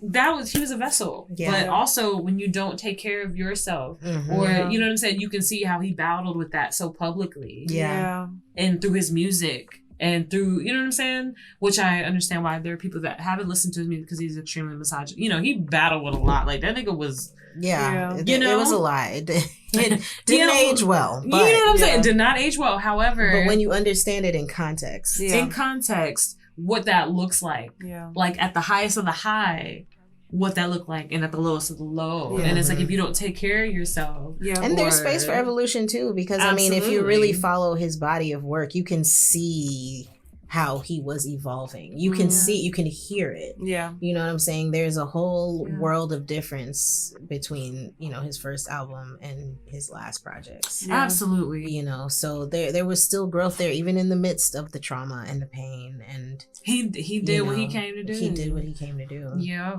Like real quick. So I was watching this thing. It was I don't know if y'all know who Boosie is. Lil Boosie, he a rapper, but he was doing a live, and he was talking about how the first time he saw DMX when he was 15. Wow. And he said that he went to that prayer and he just cried. Wow. And he was like, he made music for like niggas like me. Like, you know what I'm saying? He was like, I remember seeing him for the first time at 15 in Jacksonville. Actually, he saw him here. What? Wow. Yeah, he came here when he was 15 and he watched DMX. And he said it changed his life. And he was talking like, people don't make real music like that no more. Like, people don't talk about things from the heart, like real genuine shit. And mind you, like I know Boosie is silly, he is, but Boosie got a lot of music like that too, that he really like street, like just from struggles, heart. He had a lot of music like that too, and so like I thought it was beautiful for, you know, a man that, you know what I'm saying? Like, we talking about Lil Boosie, but for him to say, like, this man changed my life and taught me how to talk about my struggles and stuff. Like, that's what that is about. Yeah. You know? And that's why it's important to remain authentic as an artist. I really believe that. No matter what it is that you're here to do, no matter what your message is, you have to remain authentic to that and trust that whatever it is that is meant for you will come to you. Because as soon as you deviate, I can feel it. There's sometimes when I'm spinning and I'm like, not that I don't feel the connection, but I haven't found the connection yet. And I'm like, okay, maybe let me just go to the safe zone. Let me just throw on this shit, you know, that. And it's like, that's not what I'm here to do. Yeah. And it don't feel like it doesn't feel the same. Like I'm not into it. People are not into it. And I don't do that often. It's just, these are things that run through my mind. That's what you learn too. You know, and you have to learn. Yeah. And it's just like, just remain true to yourself. You know, I went into that for the record this past weekend, like, I told the girls, like, I was nervous as fuck. Like, I couldn't eat. I didn't sleep the night before because it was, I don't know. It was just, it was just new. I knew it was just going to be real new. Right. And I didn't want to disappoint myself. I didn't want to misrepresent, but I also didn't want to like, feel out of place or just out of pocket. But I'm like, no, I'm here to do me. For me to do me, so I'm going to do me for better or for worse, whatever the fuck that looks like. If it's just, me and my husband in this room, we going to rock the fuck out. Yeah. And, thankfully that was not the case. But had it been, I would have had to be okay with that because it's like, at least I did me. And that's how you're in the needed space. Because I said the same thing about the last class. Mm-hmm. I was like, it could have literally been just my sister. Yeah. I would have been fine because, when you know intentionally why you're going to do what you're going to do, that ultimately at the end, no matter what thoughts ran through your head, that would be the thing that brings you peace. Yeah. Absolutely. It's in the knowing of why you even choose this in the first place. Like, why did you even decide and agree with God to carry this gift? You know what I mean? Like, and I think the older that you get and the more in tune you get with yourself and the more real you get with yourself, you become more appreciative. You become more like humbled by your gift alone. Because when you really think about it, like we're all in our 30s and you look back on how long you've been with your gift and it's like, damn, you have never failed me. I may have failed you, but you never failed me. Right. And that starts like a whole new like constant like reincarnation, reinventing, like new experiences, new love. It just helps to restart the whole thing over again. Because I was gonna say I was talking to, remember, I think I told you about that the other day when I was like, man, like I have been like, this is all I've wanted to do. Like I've always wanted to do music and make music and be an artist. And it's so funny because sometimes one can be like, oh, that's all I just want to. Then you look back and you're like, damn, this is all I've been doing the whole time though. Like, I didn't realize I was doing this. But I'm like, I was doing the thing that I said that I wanted to do. I've been doing it this whole time. That's wild. And then, but it's a beautiful thing because you never know what form that comes in. Like, if you would have told me that I was going to be a part of a rap collective, like a Wu-Tang of the South type situation, I would have been like, same thing, like what? Like, what is that? What do you mean? How does that even look? And 5 years later, we're still going. Like 5 years later, and I'm really proud of that because groups don't last. No. Collectives often don't last. That's because rare. Of egos, because of things. And like when we get together, just a lot of niggas. Just a lot of but we get together and just really, we talk from the spirit and it's a beautiful thing. We really be talking, you know what I'm saying? From like really be, and I'm so thankful to be able to do that with a group of, and it just happened to be guys. Like it wasn't that I chose it. I didn't sought out to be the main girl. It just happened to fall.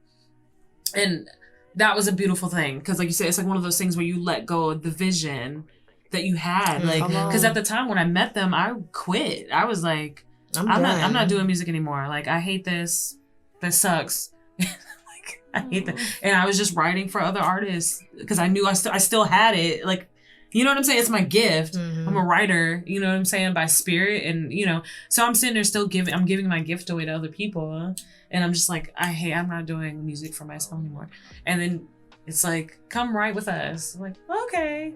You don't know where it's gonna go. And then 5 years later, we're, you know what I'm saying, even approaching, like, this album is gonna be I'm so excited because where this could take us, it's just like, I never would have thought. Yeah. But sometimes it does take for you to like remove from your mind what you thought. You gotta get out of your own way. What you thought what you was gonna do. Yeah. You know what I'm saying? And sometimes we do like, devil's in the details. Sometimes we get in too deep with like we get in God's business. Like, so how we finna do? What we finna do? Stop getting in God's business. Stop getting in God's business. That's not for you. It's too big for you. Stop it. God's business. God be like, get out of grown folks' business. Go sit down. Go sit down. Why are you in here? We talking. Oh, sorry. So like, my like I said, my purpose in this life is to just trust things are gonna happen. Not ask that why. That shit is hard. Just to say listen, I'm gonna say this again. Because over the weekend, like the guest artist, I was like, God, first off, okay, for those who don't know, Cleopatra and Yowie, okay, these are like famous bomb behind dancers in LA. And I remember when they had posted their engagement video, and I was like, if I get a chance to tell them how they had impacted my life, I just want them to know, like, them being an example of being two beings, but obviously two women sharing being love free. and unity, being free, Black, beautiful, free. you know. And I was just like, dang. And this was last year, so to be able to she actually literally came during this weekend, and she had a moment. She got the chance to like crash at a crib, but I was able to like. It was like God was like, here you go. All them thoughts you was like tripping off of, all those insecurities or what was projected on you, you know, here you go. Like, and I believe that when you're finding yourself trying to like get to the next step and you just feel like you're just needing something, like something just to help affirm where you're at, God would literally send you a thing, a person, a place, gives you something to be like, all right. And you know it's divine, because when you speak something or when you see something or you write something and it comes about and you're like, damn, I knew I just said this. You know what I mean? So for me, it was like last year, I was like, or the top of the year, I was like, if I get a chance to see them, I'm going to tell them how I feel. And dead as I got a chance to tell them both. I was like, dang, God, you really did do this. Like, Andre 3000, I have so many things to say to you. God, make me a bird so I can fly far, far away. If you just hear me, I have things to say to you. I have things to say to Kid Cudi. I'm just putting it in the universe.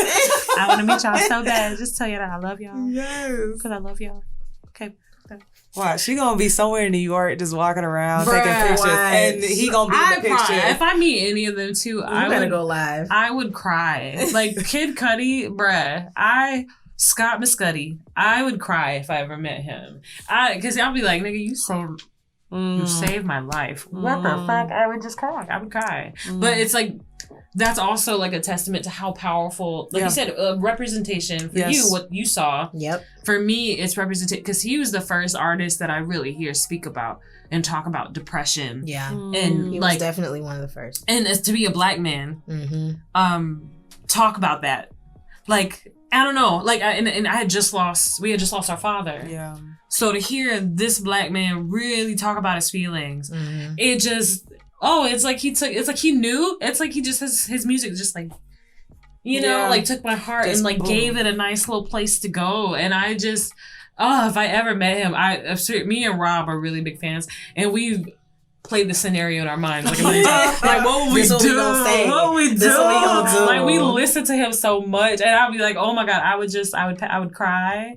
Can we be best friends, please? Yes. Because I'm like, I just want to say thank you. You know, that you become so grateful for people. And you know what's crazy is that he's just somebody that's doing what we're doing. Again, another reason why it is important as an artist to remain in your authenticity. You do not know what your particular specific gift. This is why God calls you to do it. It doesn't have to be all, you know, you don't have to have all the likes. You don't have to have all the engagement. If you have it, that's great. But that is not the goal. You are here to produce. You're here to create for the sake of creation and nothing else. And you don't know who that's going to touch. You don't know who it's going to hit. And I think, but you have to do that. You have to. I think right now it's really anything money. Else is just it's you're selling yourself short. Listen, either that or you don't really mean it. This is what's interesting. I think it's really muddy right now too, because we're in a time where it's so easy to do that, right? Yes, we have the technology to do it. However, the validation is attached to it, the likes, the thumbs up, the analytics. Yes. Yeah. So it goes the fucking from algorithms. It goes all of from the you fucking logistics. Yeah, it goes from you from getting in front of this and doing what you're called to do to looking and seeing how many people are watching me. Yeah. How many likes do I have? How many? Your direction, like your mind shifts. Your attention shifts from me. I'm just gonna do what I do to that. And I feel like but I also feel like that's kind of a divine thing, because it kind of tests like who's really doing this for real and for what reason. Right. You know what I'm saying? Because I get it. Like sometimes self-abundance is one thing, but like what is it? Like what are you doing for the collective consciousness with your art? Like how does this contribute to that? Like are you perpetuating something negative? Are you perpetuating a low vibration? Are you is that what you're giving? Are you giving negativity? Are you giving low vibrational energy, like frequencies? Are you giving fraudulence? Are you giving misunderstanding? Are you smoke and mirrors and smoke and mirrors? Are you giving pretend? Like what are we what is it? Because whatever you're giving is what you're gonna get back. Absolutely. I truly believe that. And that's why we have to be so careful and so deliberate with our gifts. Yeah. They are precious, and we have to treat them as such, or else they will be taken from us. Or, you know, changed into something that we no longer enjoy. You know, when I think about that, like the art forms that I have put in those boxes in those places, the thing that's interesting is I haven't lost them. It's very difficult for me though right now to find my way back to them in an authentic way. Like even with dance, I think about that all the time because I'm like, I miss it, I love it, but because because of the space that I was in when I was expressing that, and because I'm not in that place anymore, I don't know how to get back there. At least I feel like that. I don't know. I'm probably thinking too much about it because I also feel like she just needed to come to a class. I just need to. That's why I was so pissed that I didn't make it, because I told y'all that day. I'm like, I feel like this is the door. This is the doorway. This is like, and I mean, it's not the end all be all. Obviously, but you were so excited. But I was so excited because I feel that. I know that when I find my way back to this creative expression, it's going to be in a way that I am unfamiliar with. It's going to be through a different door. It's going to be a different perspective, and I have to walk through it. I have to be there, but I haven't done it yet. Because there's no other way for me to go back and approach it. Like, I don't know what else to do. I'm just like, because I could do what I did before, but I know that's not me anymore. Right. Listen, that's not me anymore. I was over here karate chopping because because what came to mind, like, one, I'm sitting here just like, oh my gosh, I can't wait to get into this pool because of my body. And I think it's kind of like, as a dancer, now this is accountability and this is transparency. Do not judge me, but you know, this is real.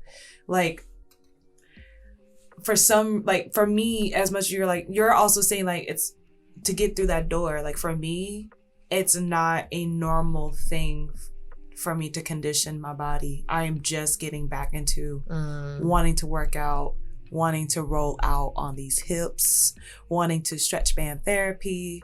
You know, even like when I tell y'all on Saturday and Sunday, my hips, I have never felt this pain ever. Like, it just felt like,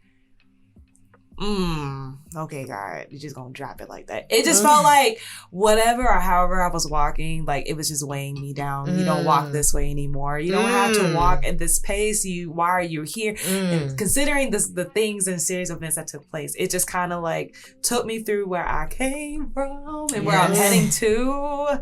So for me to even sit here thinking like, oh my gosh, I can't wait to get back into my body or to tend to it, says a lot. But it is a divine timing, because there is a wanting, there's a willingness that has to really take place for you to want to go through that door. And I know for me, like I was telling Raquel, I was like, I used to love running all the time, and it was literally until that Wednesday before the house class that I said I'm going to release making and holding space for trauma and make more room for healing. And because of that, I was able to get into my hips, which could be another thing why my hips hurt, because I haven't felt that in a long time. I haven't felt that grounded. You know what I mean? And like dance, you know, that has been my one way out, but now it's time to make different type of outlets for that. And even to prepare to continue to be an outlet for other people. What am I doing outside of the space to make sure that I can do that? And, you know, I think we're all at this very coming back moment. I think we all have went through some type of full circle within ourselves to where we're here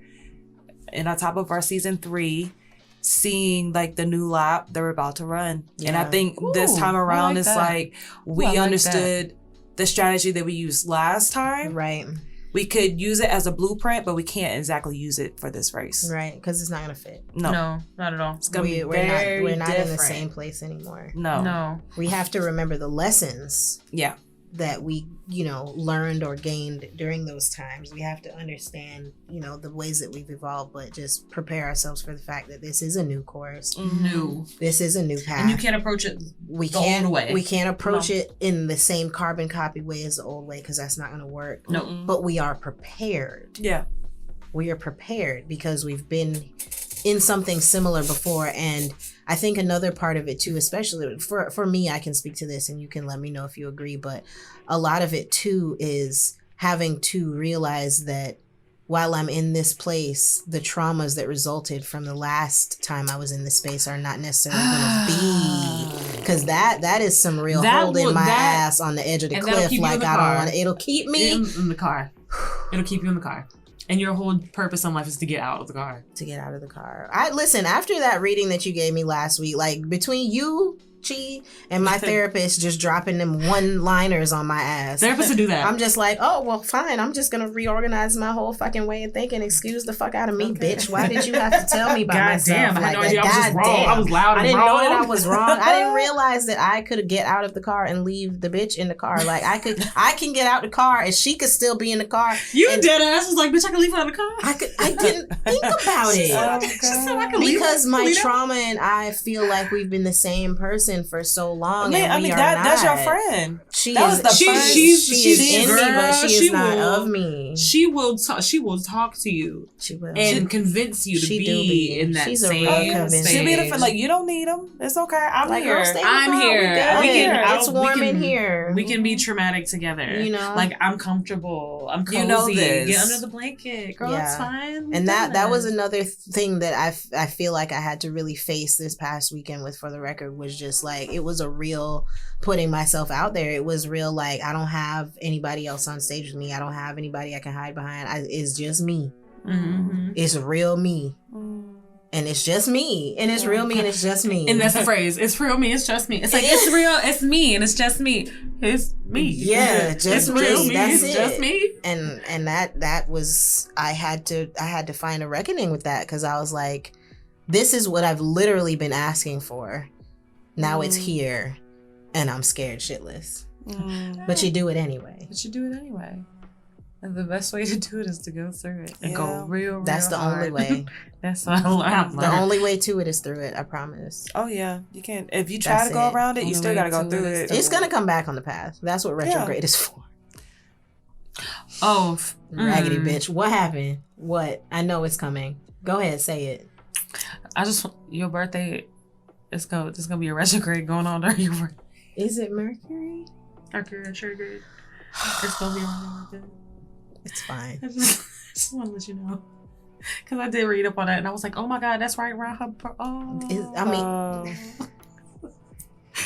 I forgot the planet that it was in, but she's coming at the end of the month. It's fine. It's just whatever. But we're ready. We're going to be ready. You know, and if we have to take a moment to cry, we can do that too.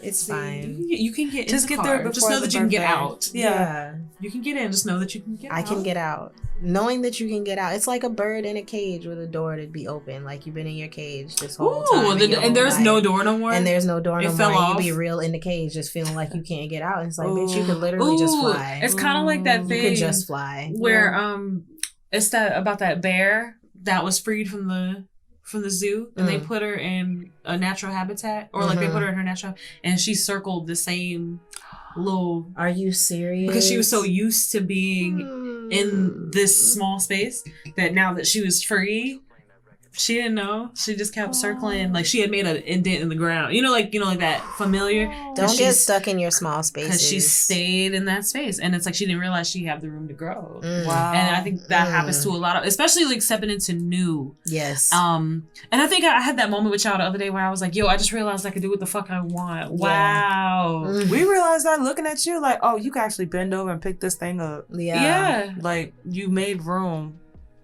Crazy. Yeah. I didn't think about that. Like, it's just... you literally made room inside your body. Yeah. And then it's now outside your body. And I'm just like, wow, I did that. That's crazy. Because I never in my life thought... Like, that experience, that's the thing, too. Like, that experience, I just never imagined myself going through it. And I did it. And sometimes I look at her... Like, sound asleep. Like, I done put her to bed. Like, gave her a bath and did the whole thing. And I'm just like... Wow, like a bitch is really in, like we in here, like we really in like here. Like a whole mom. Yeah, and I'm like, I remember with a whole baby, and I remember we were just like anticipating it, but there's no real way to prepare. Like I will say that like it's some shit you can't be ready for. No, and that's you just why gonna like have to go through it. I made it a point to let you know everything that I needed to say when I needed to say it. Because like if you're like an eventual like I'm gonna get their mom, like one day you'll be a mom or like you know there is just so many ways that people project the idea of pregnancy and childbirth, and I realized how much it is nothing like that. Like it's just, you can't, like, because everybody's pregnancy is different, or everybody's response to something is different. Like I had no idea. Like my mom's pregnancy, I was 7 centimeters and I was like, bitch, I need medication. Like I just gave up on, I was like, epidural T.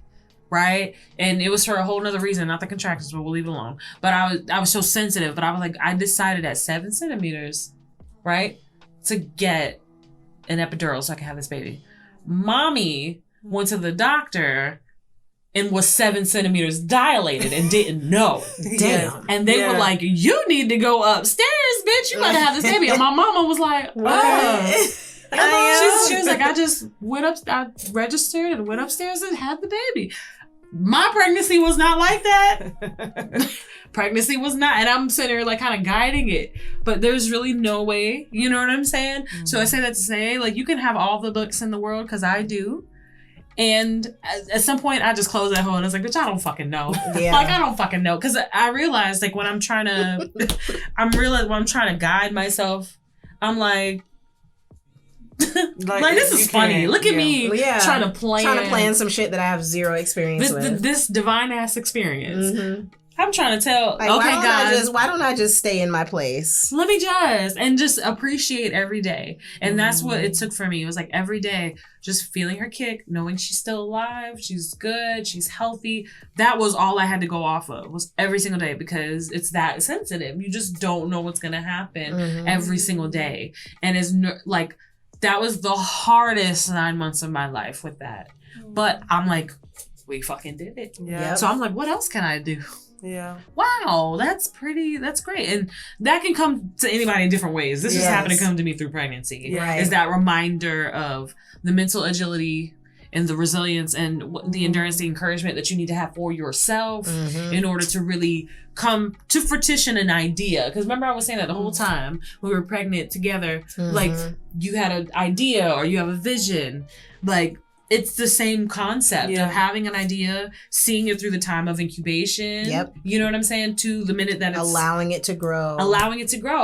And a lot of times the people don't want to take that 9 months to fucking allow their ideas to flourish or to grow or to whatever. I'm trying to grow instant babies. Some people, grow instant babies. And when you push, and sometimes, listen, if you do too much or do the wrong things during pregnancy, you could, you know what I'm saying, unfortunately lose. So you can lose your idea. Your idea can become severely affected in a bad way. You know, so many things that could happen if you do not. And sometimes we don't know. Sometimes we, you know what I'm saying? But it's how we adjust to those things. So I really am thankful for that experience in my life. And again, it's landed me in a new place, in a new body, just a whole new ass person. And one that's more open. And I'm really excited about that, because I've been very protective. Put Scorpio on me, I guess that must be, because that we have that very protective energy over ourselves, our art, you know, the way we hold ourselves. But I found myself being in a space of just being so grateful that I want to share. And that's ironic, because remember the affirmation card was generosity. I've just been in a space now, I just feel so grateful that I want to be more open and give more and share more without the fear of losing it or running dry or not being replenished by my divine source. You know what I'm saying? I have to ask my baby to trust me the same way. So I have to be able to do that the same way. Like, I have to tell her all the time, like, it's okay. Like, you don't have to cry so hard for the food. It's coming. Like, why are you crying? Girl, you finna get the food. Like, calm down. Like, she gets so like, I'm like, relax the food. Like, you know, baby, you know this food is coming. Why are you crying? Think about it. Why? Like, the abundance is coming. Your blessings are, I give it to you. Like, you like have everything you need. I've provided you everything you need. Why are you crying? I'm hungry. I'm like, girl, like, I just fed you 3 hours ago. You didn't remember? But we do that. But she's in this brand new body. We do the same thing. Brand new experience that she does not understand, and she just knows. I'm hungry. I'm hungry. But it's the same thing. We do the same thing. I'm What am I gonna do? I'm scared. I don't understand. I've never been here before. Yep. Blase. Yeah. Hey, that's cute. I love it. That was tea. I feel like it's time for the cards. I do too. Shall we take a break? Yes. Shall Let's we take a take a quick break. break? We will be right back after these messages from the MPN network.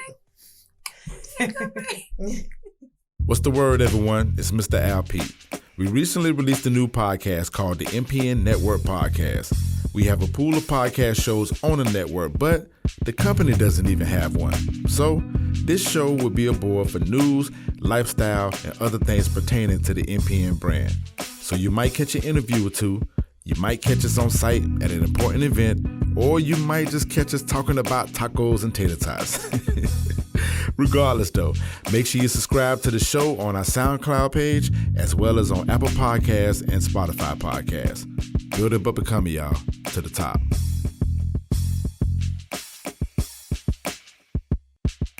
So we're back. Oh, this is great.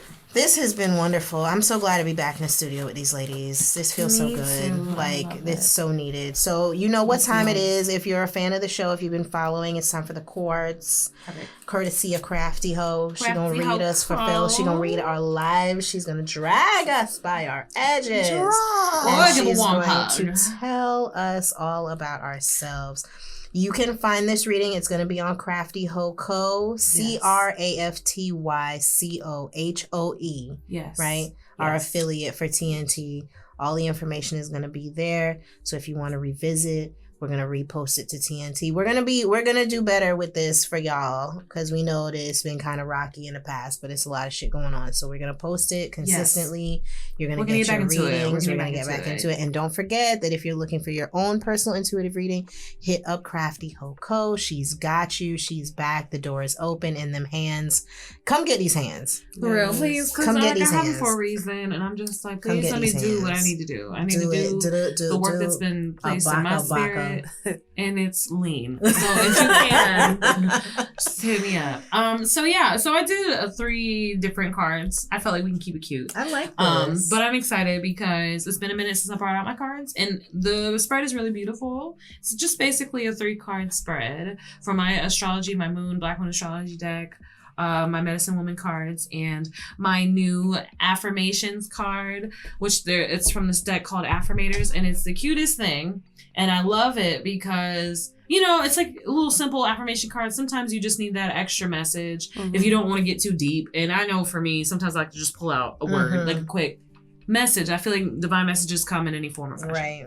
So the first deck I pulled, which is like the basis of this card, is the Cancer I Feel card. And what's beautiful is because this is the card of imagination. It's a rich fantasy life. It's about creative writing, art, and also music. And it's also about like divine powers, like intuition. And this is also like a beautiful card of being connected to the unseen world and like your intuition, your guide, and your spirits.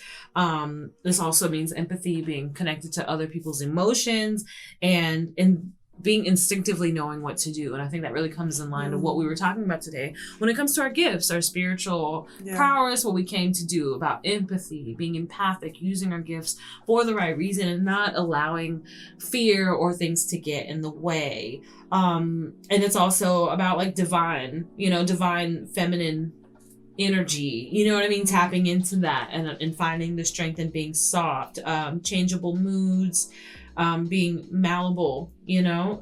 It's also good for good memory, but like holding on for the longest, either positive or negatively.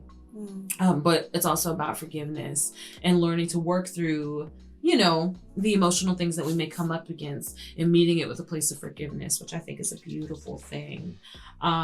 So yeah, this has been my favorite part right here. But it's about enduring much, being resilient and overcoming just about anything. But it's also peculiar because in the Cancer sign, it's also very sensitive. So to be that resilient with such a sacred or sensitive gift or aspect of yourself is often very powerful. So like tapping into being soft, tapping into your divine energy, tapping into yourself, completely honoring that and not being afraid to be who you really are on the inside and being able to show that, you know? Sometimes it's hard to tap into that because you have fear that stands in the way, but understanding that all is well and those things shall pass, and understanding that if you're in that new space, you're not there, like you're not where you used to be, you know what I'm saying? And allowing your imagination to take you where you really want to go. It's there for a reason. Our gifts are there for a reason. And taking out the shallow part about that. It's like you said, I DJ, I should market it, put it in a box, blah, blah, blah, blah, completely losing sight as to why. Yeah. You know, so remembering your reason. Yes. So getting in tune with that emotional aspect of your gifts and getting lost in that and not getting lost in the likes and the validation and the need. And if this is something new, understanding that you can overcome that, you know, overcome the old shit that comes up. So next we come to, oh, that's great. Can I do it again? Okay. Well, there we go. That's okay. Next we'll have the Daughter of Water card, which is about loving aspirations, enchantment, poetry, your dream world, willingness to surrender. But it also represents emotional pain. It depicts the endless longing of the soul to be immersed in the beauty of love and therefore life over and over again. Your most delicate feminine qualities are searching for an expression. You long for true intimacy, to be cherished in loving recognition. Let yourself be led by your deepest stirrings now. So again, the Daughter of Water card is representing our longing to be our truest selves, being, you know, in this space and completely honoring our divine feminine selves, not being afraid to be that vulnerable. And I think that's a thing that a lot of people deal with is fearing being vulnerable, putting ourselves out there. So it's like, if I have all the smoke and mirrors, all the things, I won't be hurt if somebody doesn't like it or if people don't come. Or even because you were vulnerable before. Being raw and open and vulnerable. Yeah. I was dealing with that shit on this weekend. Yeah. This past weekend. Because it's like I'm prepared. I know I have everything I need. I'm literally going to do what I've always done. And yet it was just because it was just me. Yep. It was like, oh, I have nothing to hide behind. There's no external protection. It's like, well, girl, you didn't need that. You didn't need that. And it's like, and often we go, but the last time. We often resort back to the past. And that's not what we're here to do. You're in a new space. You're in a new place. Like, don't do that. You know what I mean? That's how we sabotage ourselves. Well, how we keep ourselves in the place. A lot of times it's because we see success, we fear it. We don't know how to deal with that face on. We get love full force in our face. We don't know how to receive it face on. So we often run back. Like you said, the trauma girls like, bitch, we don't need this. Let's go. Yep. Instead of facing it and trying to receive it and being open to the idea of change and new things happening. So the outward manifestation for this card is you want to pour the full force of your love into a relationship, to be swept off your feet, to dissolve completely in love. Never let this longing be put down or ridiculed by anyone. Life is all about letting out the love force flow unabashedly and learning to trust its course.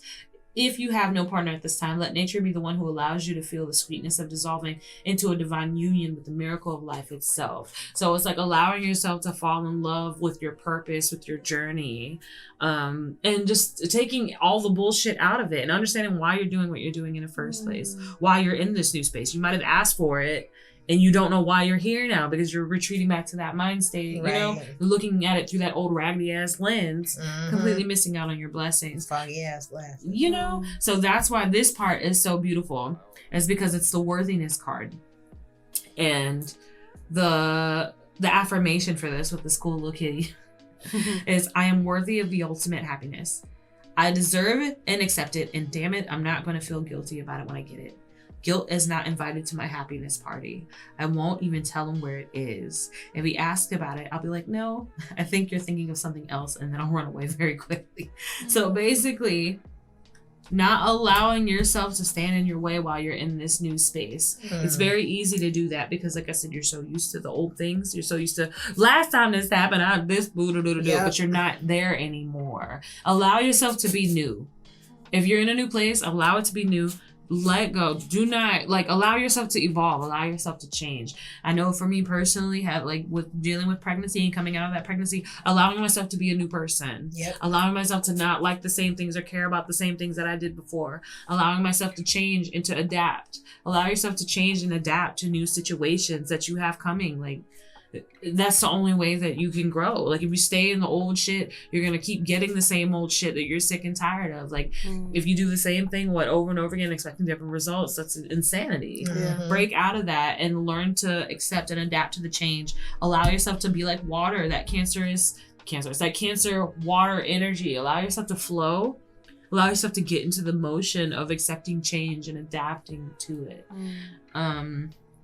Because it's new. Like you're in a new place, like a new person who this. Allow yourself to be just that. Yep. Because we grow for a reason. So yeah. That's pretty much it. It's beautiful.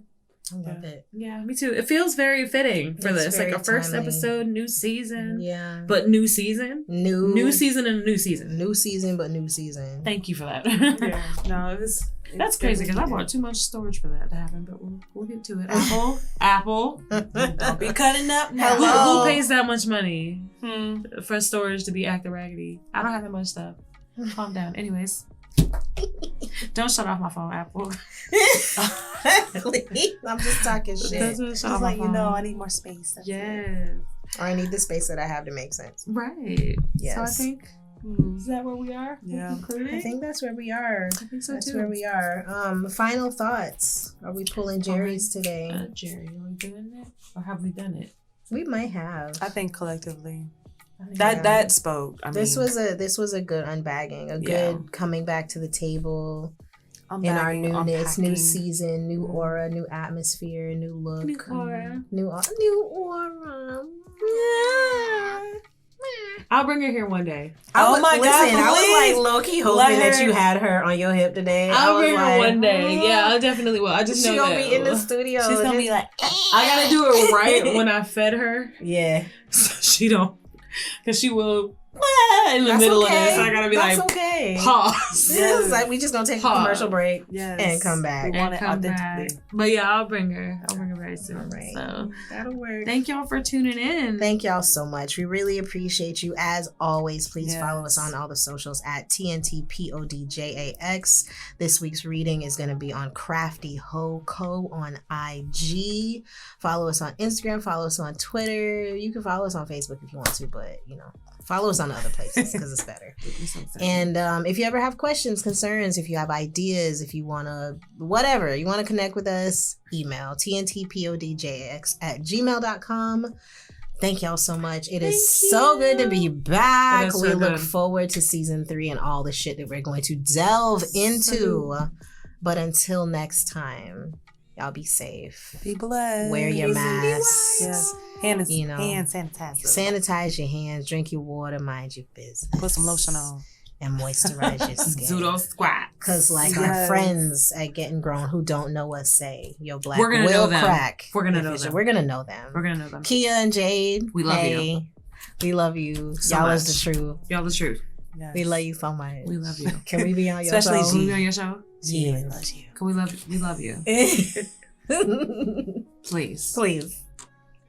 From one black woman, please. Black woman self. My black woman self-care is listening to y'all. We gotta stick together. We got to. We gonna manifest it. We gonna do it. Watch. Oh my God. I'm not ready. 3000. My hands are going. My hands are going. Yes. I just want to play the flute with you. I just want us to do it together. Please. We don't have to talk. All right, y'all. We'll see you next week. Bye. Therapy Not Therapy is produced and edited by Mr. Al Pete on the MPN network, and the intro music is courtesy of Wes Harris. The song's name is Chamomile, and that's tea. That was good. That's tea.